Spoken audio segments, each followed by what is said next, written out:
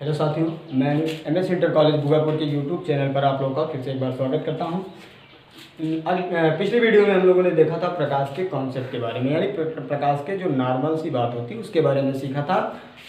अब आज हम पढ़ेंगे प्रकाश का परावर्तन क्या होता है। तीसरा गुण कल आपको बताया गया था कि प्रकाश में परावर्तन का गुण पाया जाता है। तो आज हम लोग देखते हैं कि प्रकाश का परावर्तन क्या होता है। ठीक है, तो प्रकाश का परावर्तन होता क्या है कि एक कांच की हम क्या कर लेते हैं, छोटी सीधी सी प्लेट लेते हैं, सिंपल प्लेट लेते हैं जो दोनों तरफ से क्या होती है, पारदर्शी होती है। अर्थात पारदर्शी का मतलब तो आप समझते हो ना, कि जिससे प्रकाश एक माध्यम से दूसरे माध्यम में गमन कर सकती है या चली जाती है, उसे हम क्या कहते हैं, प्रकाश का पारदर्शी माध्यम कहा जाता है। अब यहाँ पे देखिए, ये अगर पारदर्शी माध्यम लेते हैं तो इसमें क्या करते हैं, इसके दो पृष्ठ बनते हैं, एक ऊपर की तरफ बनेगा, दूसरा नीचे की तरफ बनेगा। अब इसमें से किसी एक पृष्ठ पर हम कलई या पेंट कर देते हैं, तो ये मान लीजिए हम लोग दूसरे पृष्ठ पर क्या कर देते हैं, कलई या पेंट कर देते हैं। तो अब यहाँ पे आप देखोगे कि दूसरा पृष्ठ हमारा क्या हो गया, खुरदरा या कलई पेंट कर दिया गया है, जबकि जो पहला पृष्ठ हमारा है वो आपका चिकना पृष्ठ होगा। ठीक है, अब इसके बाद क्या किया जाता है, एक अभिलंब मान लेते हैं कि इस समतल पृष्ठ पर एक अभिलंब हमारा इस प्रकार से डाला जा सकता है। अब एक प्रकाश की किरण यहाँ से इस बिंदु पर आपतित करते हैं, यानी जो चिकना पृष्ठ होगा उधर की तरफ एक प्रकाश की किरण को हम गिराते हैं।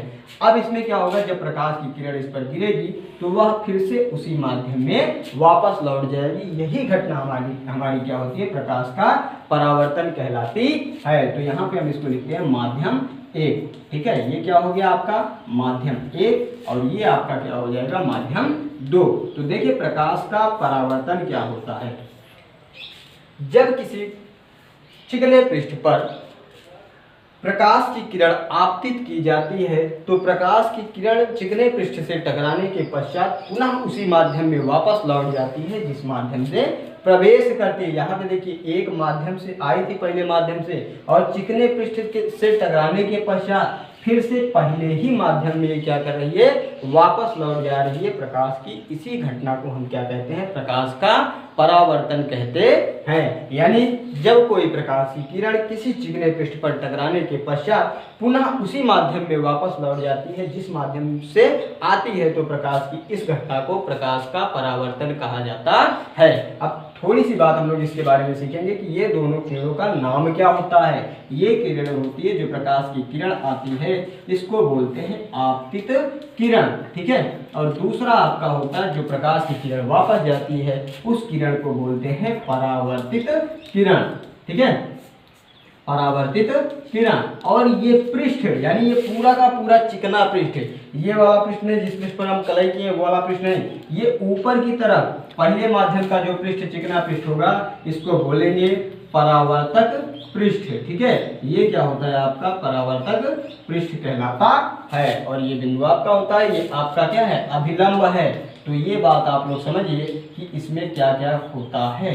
तो यहाँ पे आपतित किरण, आ से आना, आप लोग ट्रिक समझिए, आ से आना, आने का मतलब हो गया जो प्रकाश की किरण आके टकराएगी चिकने पृष्ठ पे, उस किरण को हम क्या कहेंगे, आपतित किरण। और जो टकराने के पश्चात वापस जाएगी उसको हम क्या कहेंगे, परावर्तित किरण कहते हैं। तो ये आपका प्रकाश का परावर्तन है, यानी रिफ्लेक्शन ऑफ लाइट। तो रिफ्लेक्शन ऑफ लाइट की एक बार फिर से हम परिभाषा सीख लेते हैं कि यदि किसी चिकने पृष्ठ पर कोई प्रकाश की किरण आके टकराती है तो पुनः उसी माध्यम में वापस चली जाए जिस माध्यम से आती है, तो प्रकाश की इस घटना को प्रकाश का परावर्तन कहते हैं। इसमें जो प्रकाश की किरण आके चिकने पृष्ठ पर टकराती है उस किरण को हम आपतित किरण, और जो टकराने के पश्चात पुनः वापस लौट के जाती है उस किरण को हम परावर्तित किरण कहते हैं। जबकि जो चिकना पृष्ठ होता है उस चिकने पृष्ठ को परावर्तक पृष्ठ कहा जाता है। ये बात हो गई।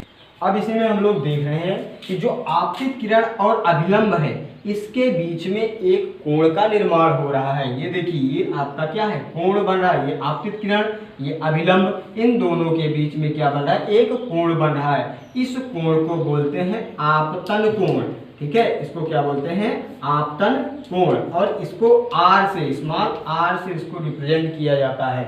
आपतित किरण और अभिलंब के बीच बनने वाले कोण को आपतन कोण कहते हैं। इसको स्मॉल r से प्रदर्शित करते हैं। जबकि इसी कंडीशन में आप देख रहे हो कि परावर्तित किरण और अभिलंब के बीच में भी एक कोण बन रहा है जिसे हम लोग परावर्तन कोण कहते हैं। ये आपका बन गया परावर्तन कोण, सॉरी इसको I से रिप्रेजेंट करते हैं। जो आपतन कोण होता है इसको I से, और जो परावर्तन कोण होता है इसको R से रिप्रेजेंट करते हैं। R का मतलब रिफ्लेक्शन होता है ना, इस हिसाब से आप लोग समझिए, थोड़ा सा ट्रिक समझिए कि आपतित आ से आना और आ से आने का मतलब आपतित किरण, और परावर्तित क्या होता है, जाने वाली प्रकाश की किरण।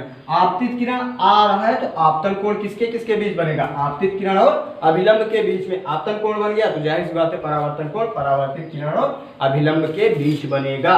ठीक है, इतने में किसी को कोई दिक्कत नहीं होनी चाहिए। अब हम लोग चर्चा करते हैं प्रकाश के परावर्तन के नियम की। परावर्तन का नियम, अब हम लोग पढ़ेंगे परावर्तन का नियम क्या होता है। बहुत छोटी सी बात है परावर्तन का नियम। देखिए परावर्तन के दो नियम होते हैं।